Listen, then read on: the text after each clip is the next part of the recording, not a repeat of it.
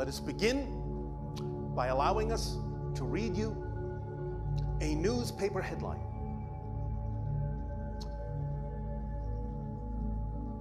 JFK assassinated today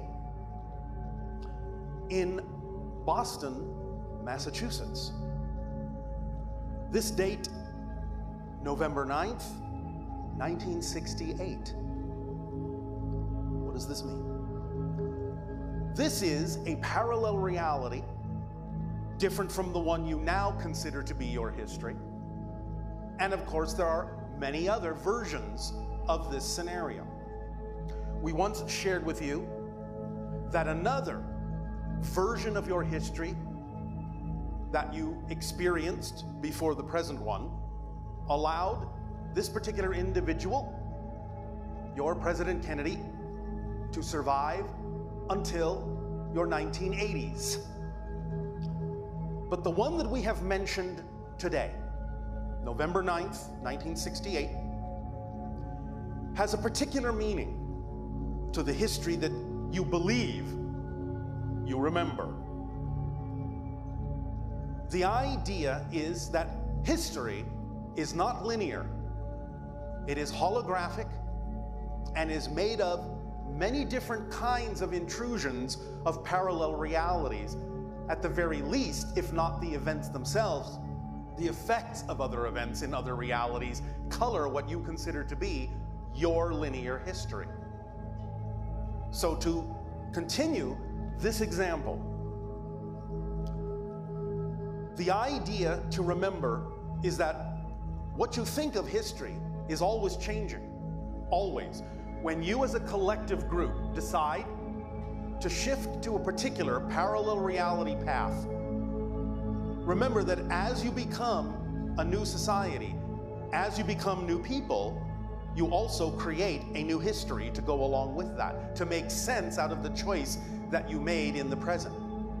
Because the past is created from the present, not the other way around. So you have had many histories that you are now unaware of, because every time you change, you wipe the slate and create a new history that appears to be the only history you've ever had. So, several years ago, you actually had a different history than what you remember now. But you don't know that. But because we can see the bigger picture and all the lines of intersecting energies between different parallel realities, we can see the path that you've taken. In this particular case, let's say the original, one of the original history choices you made was that your President Kennedy was in fact assassinated in 1968. The reason for this is because near the end of his second term, he was about to reveal the existence of extraterrestrials. The idea is that it actually was revealed. And in that particular parallel history caused so much chaos and so much collapse in your society that he was labeled as the cause of it. And someone assassinated him for that reason. Now, because of the societal collapse in that particular history that went along with the revelation of our existence, you decided to shift as a society and take another path. And to prevent it from happening, you chose a history where he died in 1963. And therefore never had a chance to reveal what he had planned to reveal. However,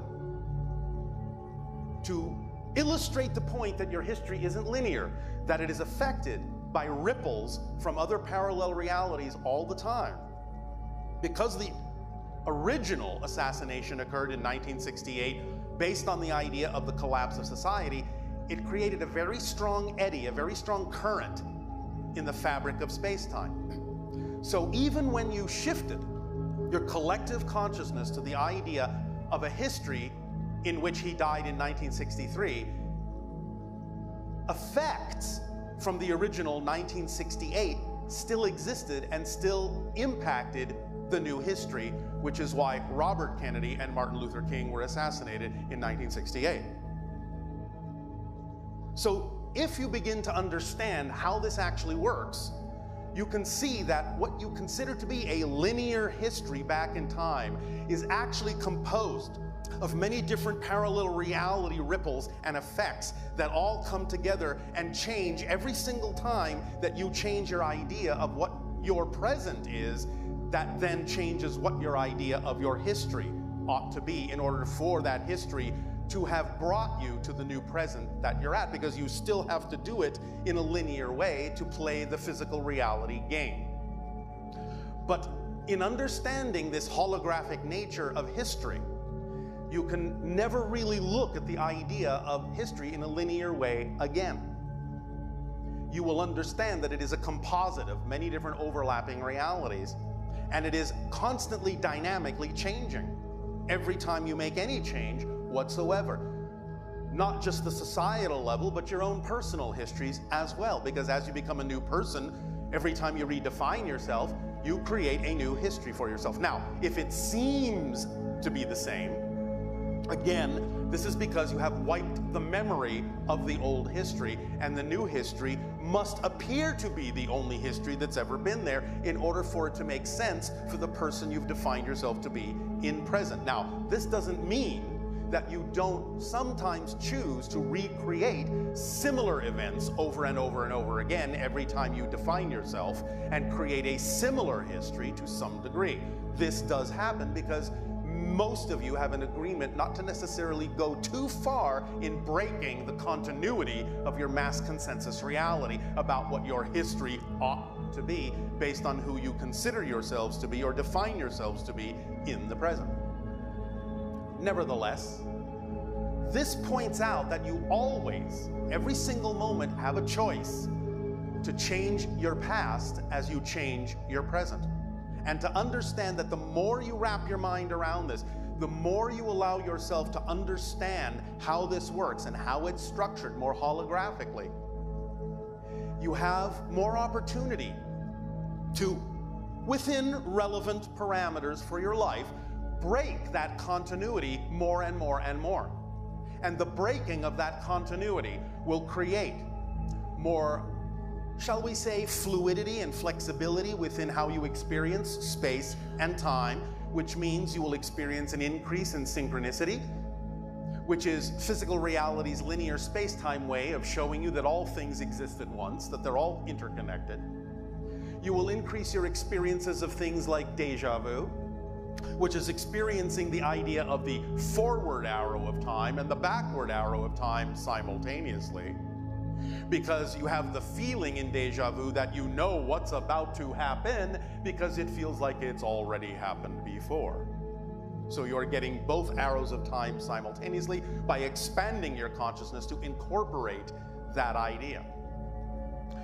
You will increase many other kinds of experiences in physical reality. But what it will mostly allow you to do when you really understand this concept is truly be more lucid in the physical reality dream and truly be more conscious about the kinds of choices you are making, the kinds of ways in which you define yourself and what's true for you, and exactly what that does to the entire linear space-time reality when you do that.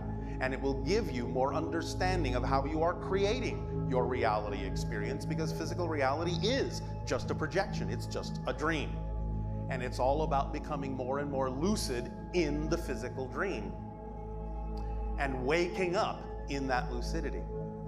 And then knowing more and more, and again, whatever way is relevant for you, that you can bend the idea of space and time because you're actually doing it all the time anyway.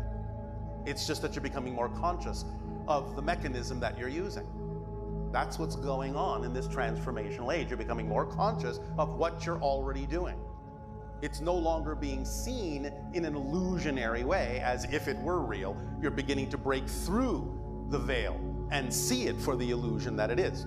Now, this won't completely go away while you still choose to be physical, but it will give you a lot more flexibility in how you experience your physical reality. It will still always be relevant. Whatever comes up will always be relevant for the life path you chose, for the theme you chose to explore. It won't go beyond that relevance. But there are different degrees of relevance for many different people on your planet. So many of you will start to experience more magical experiences in physical reality. You will see that it is more flexible, more synchronous, and always has been.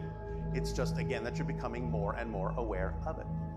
So the idea is that in the future, your history will really start to more consciously match what you define yourself to be in the present.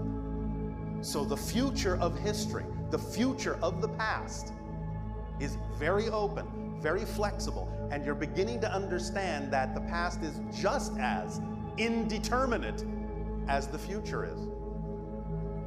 That the probabilities of what might become your future also are the probabilities of what might become your past. Because these are both projections from the only place you actually exist, the present. That's all there is. There is only here, there is only now. So everything that is happening, everything that you think will happen, everything you think has happened, is just another projection, another reflection, another perspective of the now. And that's why when you change the now, everything else has to change, both the future and the past, because they're just reflections of what you're defining yourself to be now, and are as ephemeral as a reflection in a mirror. They do not have real solidity. You play the game that they do, and that's fine.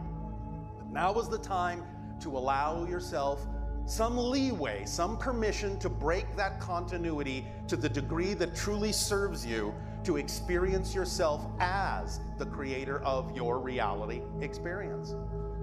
Because remember, as we have said before, your natural state is one of spirit. You're all still in spirit right now. It's just that you're dreaming that you're not. That's what physical reality is. You have never left spirit. You can't leave spirit, but you can dream that you can. And that's what this is.